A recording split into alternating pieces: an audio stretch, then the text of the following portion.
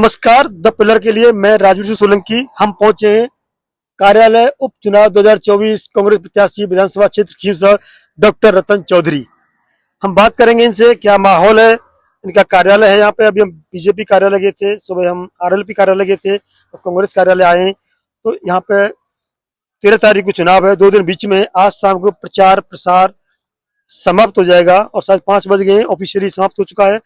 कोई सभा रैली नहीं हो सकती है, 1 to 1 प्रचार चलता रहेगा और अपनी व्यवस्थाओं में लग जाएंगे कि 13 तारीख को बहुत सारा काम होता है। बूथ बूथ तक अपना प्रचार सामग्री, वोट सामग्री पहुंचानी होती है। इन सबसे में सब तैयारी में लगते हैं लोग। तो पहुंचते हैं यहाँ पर, बात करते हैं कांग्रेस प्रत्याशी कार्यालय। कैसा माहौल है? माहौल बहुत अच्छा है, ऐसा बहुत अच्छा माहौल है। यहाँ कांग्रेस 1 नंबर पे चल रही है। अभी 2 दिन के अंदर डोडासा जी का जो गमछे वाला परचम था, तो उससे लोग बहुत उत्साहित हुए। हाँ बिल्कुल, प्रयोग था अमेरिका में। हाँ अमेरिका में। तो उसके पीछे बहुत बड़ा हाथ है, तेजा जी महाराज की कृपा है और माहौल दिन दुनी और रात चुगुनी बढ़ रहा है। एक जगह मोदी जी ने भी किया था वो। अरे मोदी जी ने किया था, वो तो उनकी एक्टिंग की थी, देखा देख। अच्छा। बाकी ओरिजिनलिटी जो है हमारे डोडासा जी जैसी, डोडसरा की क्या मतलब, जो भीड़ आती है डोडसरा के साथ आई जो आई थी, वोट में कन्वर्ट कैसे होगी वो? बिल्कुल वोट में कन्वर्ट होगी। उनको विश्वास है। यहाँ से जो कांग्रेस पार्टी के प्रत्याशी है वो विद्युत रूप से बहुत ही अच्छे, शालीनता, और उनकी जो एजुकेशन है वो डॉक्टरेट से रिटायर्ड है। उनके जो पति है शवई सिंह जी, वो भी डीआईजी पद से आज रिटायर्ड है। उनका जो पारिवारिक बैकग्राउंड है वो एक राजनीतिक रूप से, उनके पिताजी थे महारामा राम जी, जो भी एमएलए रह चुके हैं, पूर्व प्रधान रह चुके हैं, जिला परिषद के सदस्य रह चुके हैं और कोऑपरेटिव के चेयरमैन भी नागौर के रह चुके हैं। तो इनके लिए उसमें कोई संशय नहीं है। अशोक गहलोत आए? नहीं, अशोक गहलोत नहीं आए।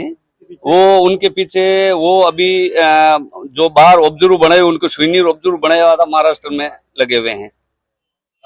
यहाँ पे ये कहा जाता है खींवसर में खासतौर पर पार्टियों के बजाय चेहरा दे के वोट पड़ता है।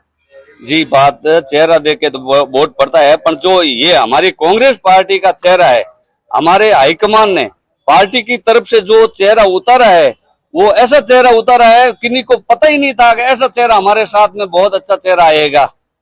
प्रियंका गांधी कहती है मैं लड़की हूँ, लड़ सकती हूँ, क्या वो प्रचार करने आई? बिल्कुल उनका संदेश है प्रचार करने। तो वो खुद चुनाव लड़ रही है, वायनाड से खुद उम्मीदवार है, तो प्रचार करने के लिए उनको कैसे, पर उनका संदेश है लड़की हूँ, लड़ सकती हूँ। और हमारा कैंडिडेट है वो बहुत ही मजबूत है और वो महिला कैंडिडेट है। महिला कैंडिडेट तो आरएलपी की भी है और वो है। उन कैंडिडेट में और हमारे कैंडिडेट में रात दिन का अंतर है। उनका है जो फैमिली ग्राउंड है, वो अपने अपने परिवार के लिए लड़ते हैं। हमारी कैंडिडेट है वो जनता के लिए और खींवसर विधानसभा के लिए लड़ रही है। क्या क्या कमियां हैं, उनको कमी को पूरी करूंगी। और विशेषकर उन्होंने जो भी अपने स्पीच देते हैं, वो स्पीच महिलाओं के और लड़कियों के पढ़ने के लिए, शिक्षा पे और स्वास्थ्य पे ज्यादा ध्यान दे रहे हैं। कांग्रेस में गुटबाजी क्या फर्क पड़ेगा यहाँ पे? नहीं, कोई गुटबाजी नहीं है। हमारा कांग्रेस परिवार संगठन एक है। गुटबाजी हरियाणा में देखने को मिली थी। देखो हरियाणा जीते हारे गए थे। नहीं जीते हारे, वो बैलेट पेपर से हमारी पार्टी 1 नंबर पे थी। अब पता नहीं क्या चमत्कार हुआ, जब तक बैलेट पेपर खुले तो हमारी बम्पर जीत में गए थे। अब तब्दील कैसे हुआ वो तो वही जाने। यहाँ हो गया तो ऐसा नहीं, एक चुनाव पे ऐसा नहीं होता। उनको भी पता चल जाता है कि हमारी कहीं पोल नहीं उगड़ जाए, मोदी जी की है या भाजपा की है। उपचुनाव में ऐसा नहीं करते वो? नहीं करते हैं ऐसा। उनको पता है कि यहाँ हमारी सरकार है, पूरी सरकार को उतार दे। यहाँ डाणी डाणी सरकारें घूम रही है, डाणी डाणी। अगला प्रश्न था मेरा, बिल्कुल आने वाला था मेरा प्रश्न, आपने कह दिया। ये कहने वाला था कि एक मुख्यमंत्री, कई मंत्री, कई एमएलए, कई एमपी लगे हुए हैं, इतनी बड़ी हॉट सीट बन गई है ये। बिल्कुल हॉट सीट है। यहाँ पूरा राजस्थान सरकार का नवाम जब पूरा गांव नहीं, ढाणी ढाणी। कोई आदमी, एक आज कैबिनेट मंत्री किसी के घर जाता है और वो टॉयलेट के लिए जाता, पीछे पीछे जाता है, अरे के रुक रुक रुक रुक, मेरा वोटर्स जा रहा है। ऐसी स्थिति यहाँ मंत्रियों की हो गई है। ये सरकार की साख बचाने के लिए सरकार ने पूरा दमखम उतार दिया है। सरकार की साख मतलब बीजेपी की साख है, इधर आरएलपी की भी साख है, और कांग्रेस की साख नहीं है? नहीं, कांग्रेस की साख नहीं है। कांग्रेस का जो वोट है, जनाधार है, वो अपनी पार्टी के प्रति निष्ठावान है और पार्टी को ही, अपने हाईकमान को चुनौती देने वाला नहीं है, उनका है चुनौती देने वाला। वो दोनों अपनी पूर्व की सीटें वो बचाने की कोशिश कर रहे हैं। बीजेपी नहीं, हनुमान बेनीवाल कहते हैं कि अगर आरएलपी और कांग्रेस मिलकर लड़े होते तो विधानसभा में भी लोकसभा से परिणाम होता, और उपचुनाव में लड़ेंगे तो और अच्छा रहता, हरियाणा में लड़ते तो और अच्छा रहता। तो क्या इसका असर पड़ेगा? नहीं सर, कोई असर नहीं पड़ेगा। हमने एलायंस किया था, हमारी पार्टी ने एलायंस किया था खाली लोकसभा चुनावों के लिए। जब विधानसभा की बात आई है उपचुनाव की, तो न तो उन्होंने हमारे हाईकमान से बात की, न हमने उनसे कोई बात की है। ऐसा कोई हमारे बीच नहीं है। वो कहते हैं कि लोकसभा में 3 लाख मुझे कांग्रेस के वोट मिले, 30 लाख मैंने कांग्रेस को वोट दिए।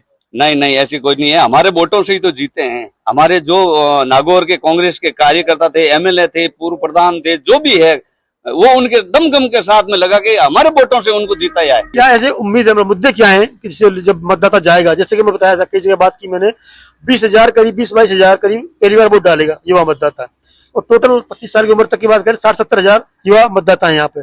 किस मुद्दे पर वोट डालेंगे, वो क्या सोचेंगे वोट डालने से पहले कि आपके बच्चे वोट डालें? वो मुद्दा डालेंगे शरद सिंह की 14 डीआईजी रिटायरमेंट है और उन्होंने लोगों को काम किया है। ये मुद्दा एक डॉक्टर साहब है, ये मतलब क्षेत्र में रहे हैं दोनों। हाँ, दोनों ही, दोनों का काम किया हुआ है और लोगों को काम किया।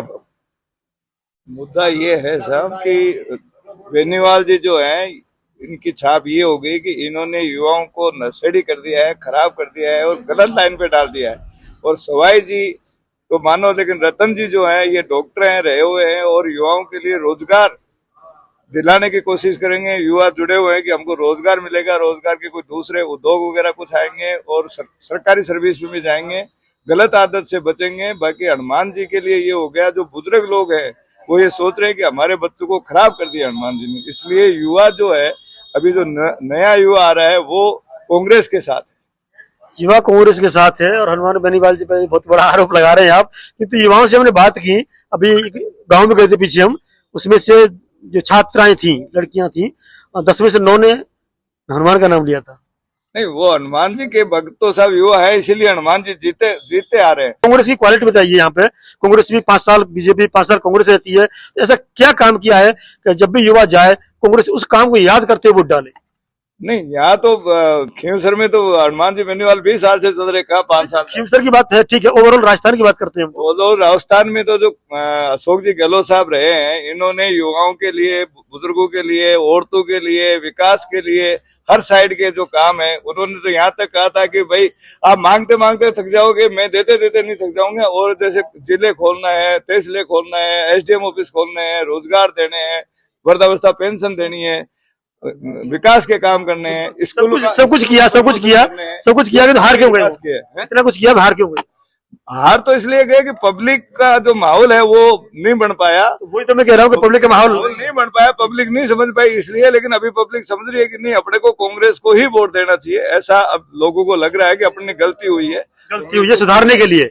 बहुत बहुत धन्यवाद आपका, गलती सुधारने के लिए। जी वैसे बताएंगे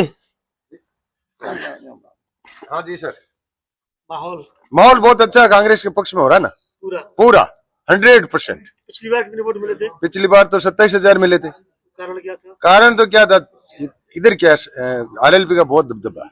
अब की बार युवा समझ गए, कांग्रेस का राज था, पिछले कांग्रेस राज में बहुत अच्छा काम हुआ था, युवाओं का, बुजुर्गों का, औरतों का, हर महंगाई मार रही है, अभी तो महंगाई मार रही थी, अभी युवा समझ गए ना। अब की बार अभी साल भर भी नहीं हुआ, मतलब सरकार बने हुए, बीजेपी सरकार आई, कांग्रेस हारी थी, तो 1 साल में समझ गया युवा तो समझ गया, फिर कैंडिडेट का भी थोड़ा फर्क पड़ेगा ना। हाँ, ये भी तो होना चाहिए ना भाई, एक तो आप है, एक मैं हूँ, तुलना तो होगी ना।